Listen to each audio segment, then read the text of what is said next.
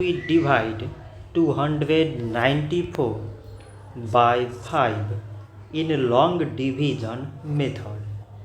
5 times 5 is 25.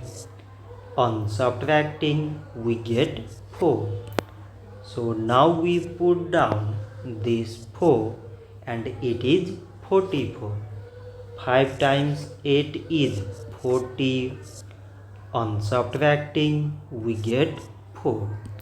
So now we have no any other number to put it down. So we take here decimal, so that we put 0. So it is 40 and 5 times 8 is 40. On subtracting we get 0. So 294 divided by 5 is 58.8. So this much for today and thanks for